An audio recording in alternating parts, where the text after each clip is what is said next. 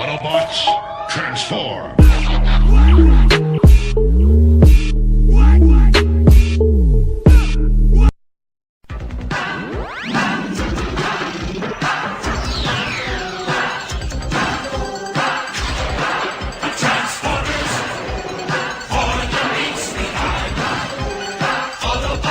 Everybody, welcome to another tour review. I'm George. I'm cycling through the Terrorcons right now, and this is the last limb I need to get to. It is Terrorcon Cutthroat, deluxe class, Hasbro Transformer, ages 8 and up. And here he is in his window packaging. He looks pretty sweet in there with the wings spread back there. You can see his gun. You can see the Titan Master holder / hand in there. See the artwork of him back here on the card, and on the side is Abominus reaching at you, and on the back of the box is the product shot of the toy within, and it is not like the actual toy. This is some CGI render, and it shows the different Prime Masters he can wield, and it says, how would the merciless Terrorcon shock trooper, he's a shock trooper, wield the powers of the Prime, the power of the Primes I should say. And power of the Prime up here, choose your Prime. And here we go. We're going to get this guy open right now. And be one more step closer to building my combiner. Out of here.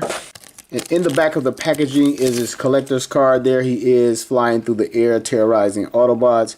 Pretty sweet looking artwork there. On the back of his card is Vector Cutthroat. I guess that's the Prime he used, Vector. It's the symbol for the Prime and his Prime Master type thing, whatever's going on with that.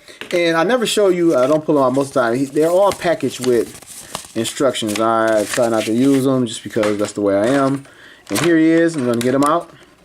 Alright, with the ties all gone, pull out his gun, his fist to the side, and get this guy out of here. Still has a little bit of tie down on him. So much for that. And here he is. He looks glorious. His little paint job on his feet out of the packaging is pretty cool. On his lower leg, I should say. That looks good. The little wings back here. You love seeing Decepticon with like wings on their back. Sort of like the Jets. And I see it's very posable.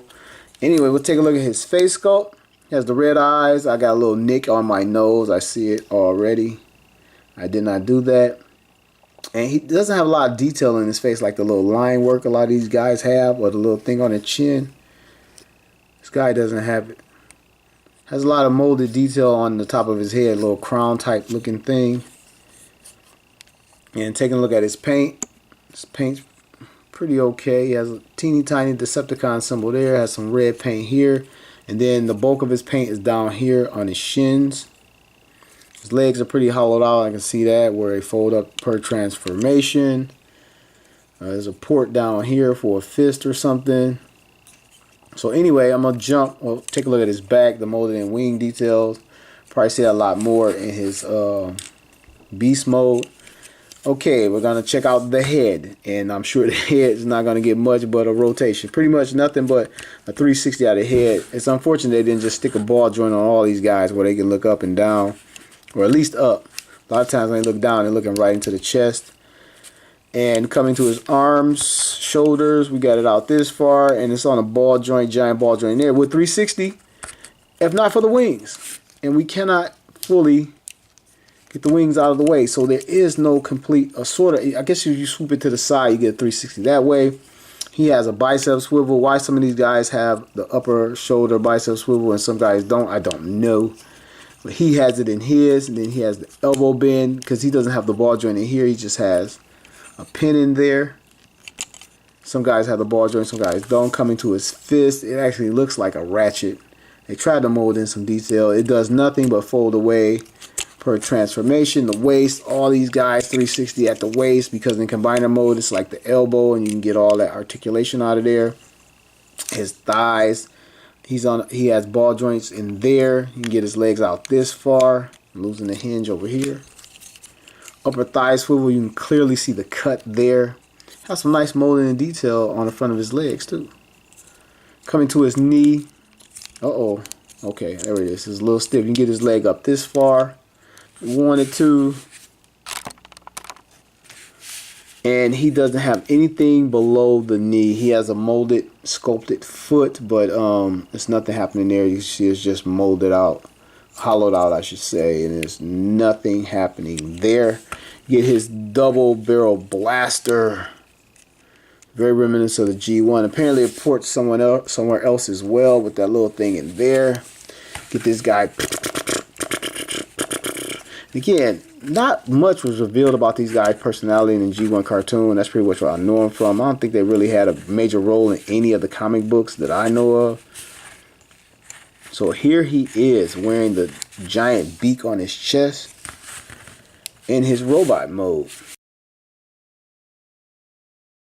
And not to waste any time, we're going to cut to the chase. This is his blaster from the G1, and here is the G1, which he can't even get his damn hand up because of the chest. You can't put his gun in his hand. He just has to hold it down here. You talk about your design flaws. Look at that. Yes, you can force it up. That's pretty much all you're going to get. And take a look at the blasters and see where they get their inspiration from. It's pretty much a faithful recreation, updated and added scope detail. Here are the two figures side by side. They both have the bird beak on their chest, the wings on their back. I guess if you wanted to, you can flip these back and have them look a lot more similar, but I think they're meant to go like this. That's the way it was packaged. It looks cooler that way. This guy has a molding detail over there. Anyway, and you can see the little red they took from there and the paint on the shins and everything. They transferred completely. This is everything the G1 should have been and we all wish could have been. They collected these guys. Anyway, we're going to get on to the transformation. So all these transformations are pretty basic. I'm going to tuck away the hands because I know they tuck away. Not quite sure what. Okay. Okay. I think it just covers it up slightly. I don't know. I think this guy is what? He's a retool of Swoop. Maybe, possibly. See, he has a little peg in there for his arm. I can't remember how that goes. No Swoop arm pegged in somehow, some way. Into the side. Yeah, it goes right here to the waist. Pegs in at the waist. Turn this way. Peg it in at the waist. Right there. And I think the legs just double hinge down. Just collapse down. Or around. Same thing on the right. And it's stiff and wanting to be a jerk. There we go. Accordion them around, lock that in together. We can bring his chicken legs or chicken feet, buzzard legs, buzzard feet.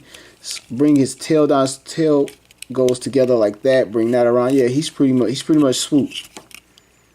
Pretty much Swoop, or Swoop's pretty much this guy. You know, chicken or the egg. Which one came first?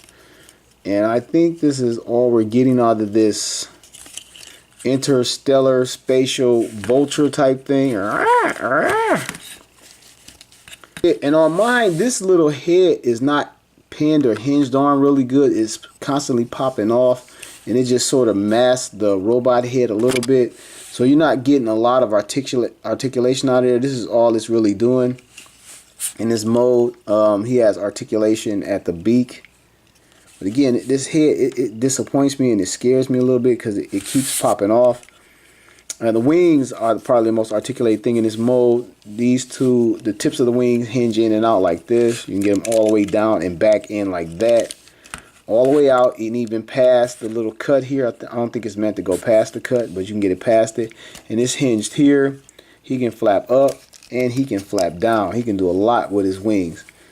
And coming down to his vulture chicken legs, he has articulation at the hip, articulation at the knee, and nothing in the foot. So you can move him around a little bit, get a few different things out of him. Also take his weapon. There are a few different little ports here. You can port it in here. Put that over there on this side or on this side. It's kind of not as nice to have it from one side to the other. Like, see if he had two. But you can weaponize them in this mode. Bring it around to the front. And you can put it at the bottom of his chest thing and shoot itself in the beak, I guess. And man, it's a shame we can't, his head won't. They should have had the robot head fold and then it comes off so easy. They should have had the robot head fold up somewhere else. Really should have. This is I don't like what's going on with that. They should have had to do something else. And again, it's on a very soft little hinge in there. And it's not staying on as well as I like. It's not snapping, and yeah, I don't like that. Oh, I forgot this little thing on top of his head transforms out. That might help me, or maybe not. Alright, I had to stop the video, but one thing is leading to another problem. If I pop the head on, I'm popping the lower beak off. Then if I pop the lower beak on, I'm popping off this little part here. I don't like the head. Hopefully, I'm gonna try to buy another one and swap it out, see if it's any better, or it just might be how this figure is. But I don't like how this hits back here, and you really can't like pull it all the way up. I don't know if, you know, sometimes they sculpt these things with an intentional look where he's not the type of creature that looks straight ahead or something, and they'll do that. But man, you just want to straighten out his head a little bit. So I'm a little disappointed in that immediately. All right, here he is next to the G1, and taking a look at the G1, and this guy, the G1 is lacking a lot of paint and everything. Here are the heads side by side. And you can see where this guy gets his inspiration from, sticker-wise and everything else. I love the little claws down here. I painted silver, which is a very nice touch and a very nice upgrade. The back of the wings. And again, this guy has no tail. They added a tail over here for us, which is very, very cool. And I have the gun on here. This gun actually has articulation, which is awful shocking for a G1. And you, again, I showed you can plug this in, but you can only put it like I guess you can get it here. Guess that's sort of kind of similar to the G1. Anyway, this is Cutthroat and G1 Cutthroat side by side. Well, here he is back in his robot mode, and I really wanted to love this guy. I like it, but I don't love it. This little headpiece popping off. I'm probably going to try to take them back, exchange them, get another one.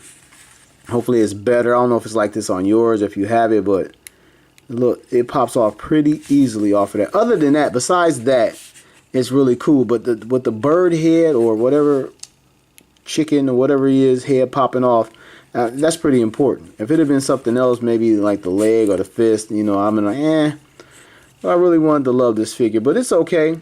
He looks very good, and again, all of these Terrorcons are awesome standalone, and hope they're awesome combiners. This has been George H. Transformer Fan saying, see you soon.